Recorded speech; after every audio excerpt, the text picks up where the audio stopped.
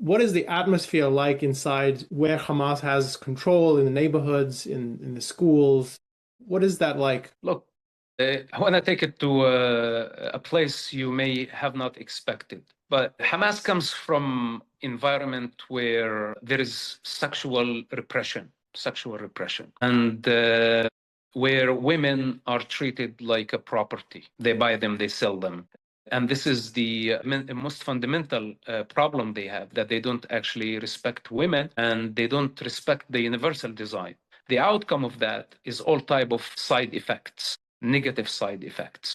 Violence, terrorism is part of that. Societies that repress women, repress sexuality, they tend to actually produce crime, terrorism, violence, and all type of other social problems. When we were in prison, the Hamas, let's say, security wing, they were so desperate to hear a sexual story, a sexual narrative.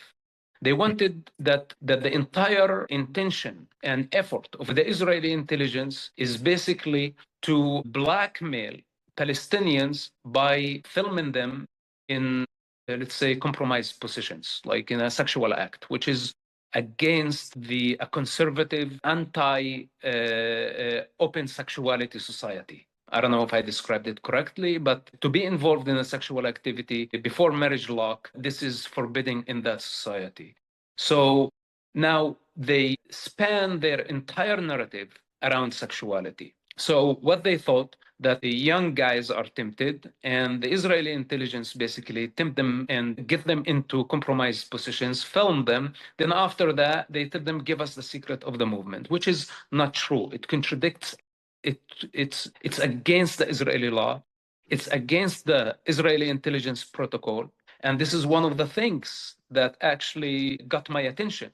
While in prison, the Hamas leaders, they're just sitting. There are no sex. There is no women around. And they wanted to press the prisoner under tremendous amount of physical and mental pressure, that some of them actually died. And I was an eyewitness during that time, to just confess stories, to make up stories, to basically meet with the expectation of the entertainment of Hamas security wing.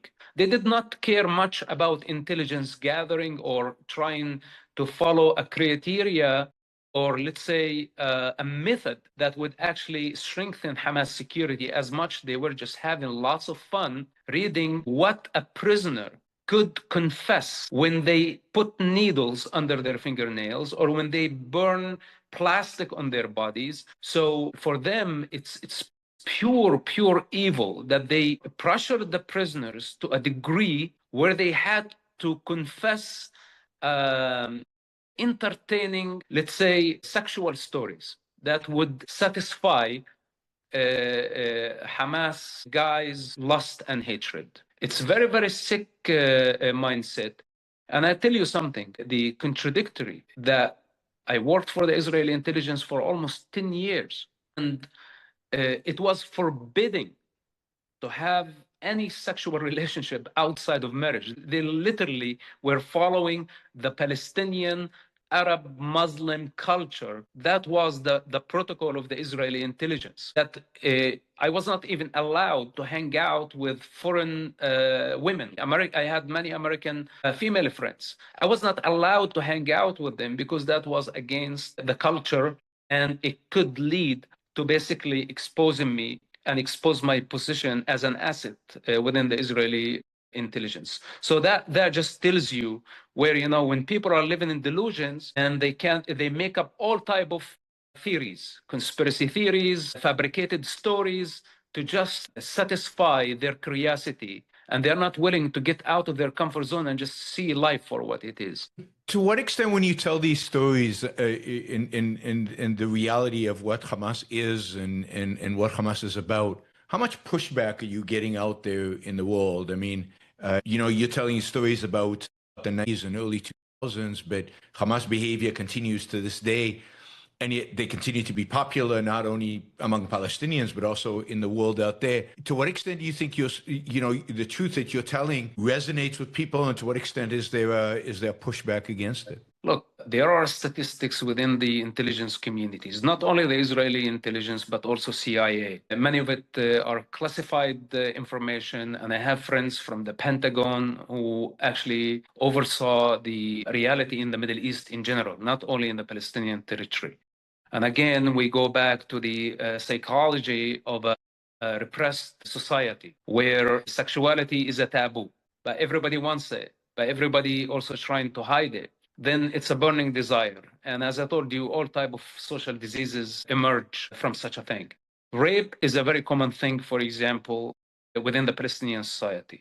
And this is not only against Jewish women. For example, what we witnessed during October 7 and what the hostages, the female hostages, had to endure during their captivity. This is not just a coincidence. It's a very common thing, especially child and children abuse. It's very common to rape women, to rape young boys in that culture. And the society tries to hide it. In fact, if you take, for example, if a female rape victim within, let's say, the Palestinian territory, her family tend to actually kill her and bury her body, trying to bury the shame so they don't have to face the society shameful. And such manner, imagine when it comes to Jewish women, which basically, the more I live in Israel, I hear a lot more stories about rape stories, kidnapping, abuse, taken total advantage that they're actually just Jewish women. And there are some Jewish young women, like, for example, in Jerusalem, where there is a huge community of Arabs in East Jerusalem. And they have been targeting young Jewish girls at the age of 16 and 17, where, they kidnap them. Then they have been destroying so many lives. And again, many people don't like such facts because they think this is part of propaganda. And of course, rape is in every society. We have also rapists in Israel, but the society try not to hide it. It's punishable by the law, and there are all type of protection that the government provide, and police and all type of secret service trying to hunt down pedophiles and sex offenders. It's a very serious offense in the state of Israel. But if you look at the Palestinian Authority and how much they are doing to go after criminals like this who have been destroying the fabric of the society, you will not find such units. And maybe in the, let's say, latest years, you may find something to just convince the international community that they are doing their work. But in reality, there are many victims, and there is a connection between child abuse and their connection to violence when they grow up. That actually many raped victims, when they were very young, they became suicide bombers because this was their way to wash their shame by just blowing themselves up, washing their shame, bringing honor to their families, and following promises in the afterlife. So, I mean, I can go on and on and on forever, but the sexual repression is a big part of the Palestinian problem and their violence. You mentioned how families would, to preserve the so-called honor of the family, they would dispose of the victim of a rape and what's sometimes called an honor killing. I wanted to get more of a picture of life under the Palestinian Authority, or where Hamas has control and influence. What does that look like? So just a few examples. So what does it look like? What do people learn in school as children about Israel, about the Middle East? What do they learn from television? What do they learn from newspapers, from books? Just a picture of what life is like in terms of, insofar as the PA or the Hamas has influence over people's lives. What does that look like? The Arab communities in Judea and Samaria, where you call today the Palestinian Authority, or in Gaza, have been radicalized notably in the past, let's say, 2 decades. The lots of indoctrination and lots of religious hatred towards the Jews. In Islam, the God of Islam, Allah himself, described the Jews in the worst possible ways. Muhammad did the same. And in the Islamic teachings, in the most trusted Islamic sources, it says that the end times will not come until the Muslims fight the Jews and eliminate them, every last one, until a Jew would hide behind a tree and the tree would shout out loud, "Muslim servant of Allah, there is a Jew behind me, come and kill him." So even the nature would conspire in such end-time scenario against the Jews. So if this is now the teachings, and of course it was very strange some 40 years ago to hear such thing. People would laugh at you if you bring such a story in the streets of Ramallah, where I grew up, and it's a Christian town. Now the vast majority are Muslims, and Christians immigrated abroad. So the level of indoctrination and how the society moved actually from just some, I would say, modest, moderate society that was just affiliated with the nightlife and having fun, etc., to becoming radicalized with the Muslim Brotherhood ideology. And a huge part of it is Hamas' continuous work and Hamas violence and the hateful propaganda, whether if it's from Hamas or the Palestinian Authority or any other Palestinian faction. Hateful propaganda against Israel. Take, for example, the false accusations of ethnic cleansing, occupation, genocide. For example, when we were raised to believe that Palestine was a sovereign country, then it was occupied by the Jews, without actually explaining any historic right to the Jewish people or even birthright. Because today, the entire Israeli society were born here. They have the birthright to be in this land. And now we were required to punish every Israeli, every Jew for the crime of being born in this land. It's absurdity. It's insane. And it's totally justified.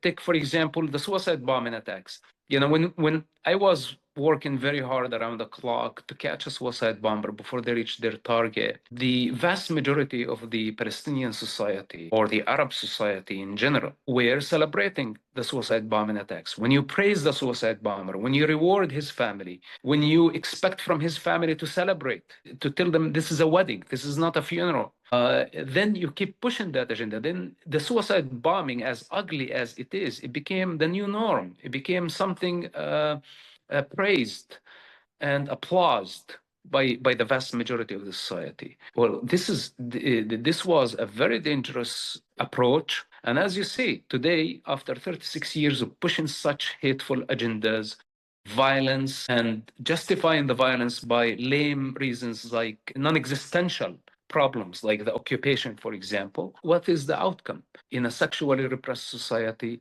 in a society where people don't actually know nothing about Judaism, they are not allowed to study the history of Zionism, they are not allowed to accept any Jewish narrative, denying all the facts, historic facts, denying let's say, the Bible, denying the Jewish connection, the archaeology, the artifacts, the Jewish temple, and clinging to a colonial entity, Palestine. Their script is completely flipped upside down, and they are not willing. And the moment you challenge any of their violence, or you challenge their theories or their narrative, you become immediately a traitor.